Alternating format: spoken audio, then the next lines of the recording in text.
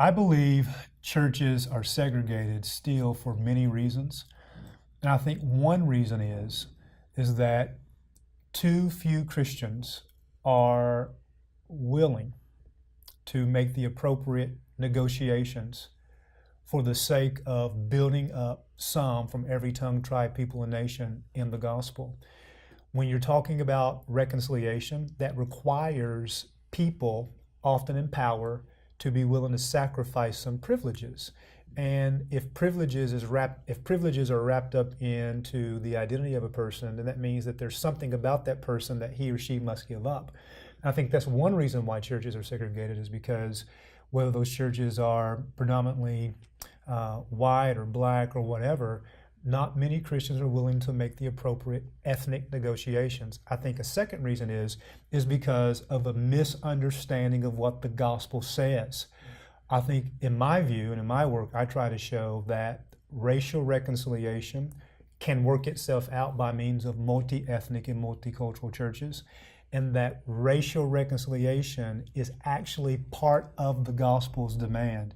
It is not an implication of the gospel. It is part of the gospel.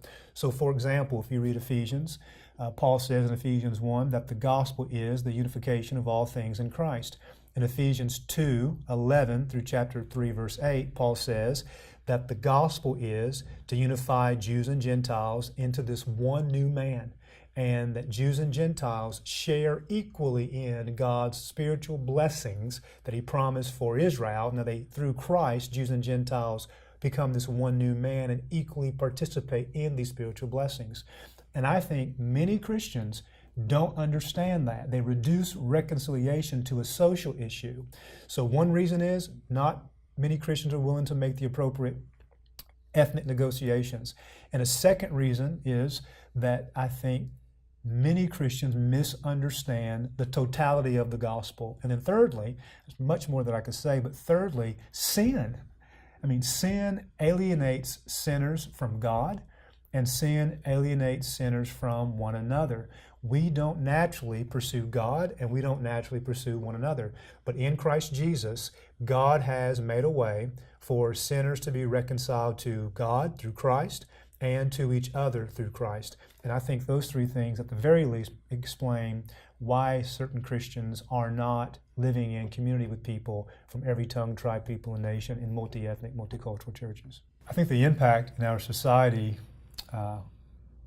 if our churches were more diverse, would be that there's something about people who have nothing in common other than the cross and the resurrection of Jesus, from different tribes and tongues and peoples and nations, different economic backgrounds, when they come together around this common bond, namely Jesus, and worship this one and living God through Christ, there's something about that reality that clearly communicates to the world that our God is not dead, and that our God is a God who in fact has decided to crush the seed of the serpent, namely the devil, by means of the seed of the woman, namely Jesus Christ. And Jesus has accomplished God's plan of redemption. And churches who bring together these different people into this unifying family underneath the banner of Jesus, when they are living this unified family of God status out in the real world, that serves as a means by which others are drawn in to the reality that our great God is not dead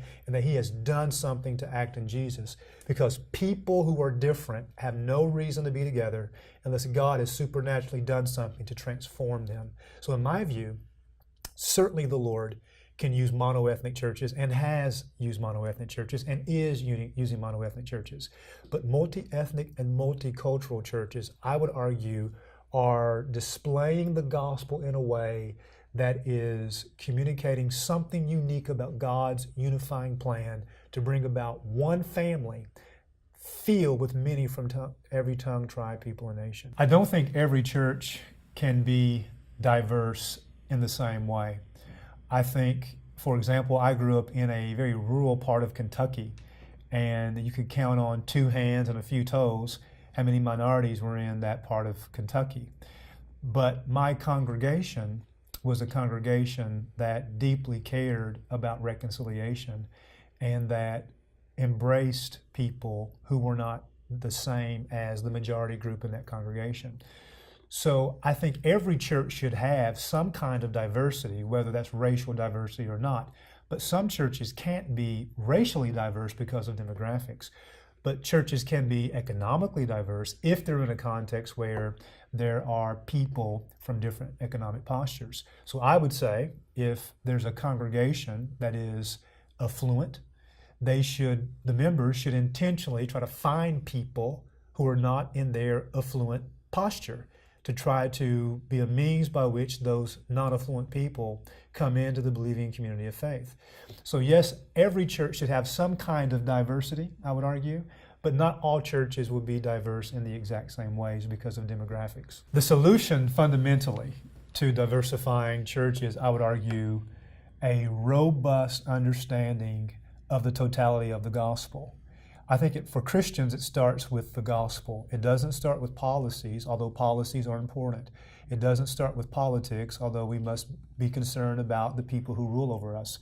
It starts with a robust understanding of the gospel. So we need more teachers and preachers and rappers and poets and artists who are communicating this great big gospel from Genesis to Revelation in a way that exalts the universal work of God in Christ, that highlights the cosmological redemption that God promised He would bring about.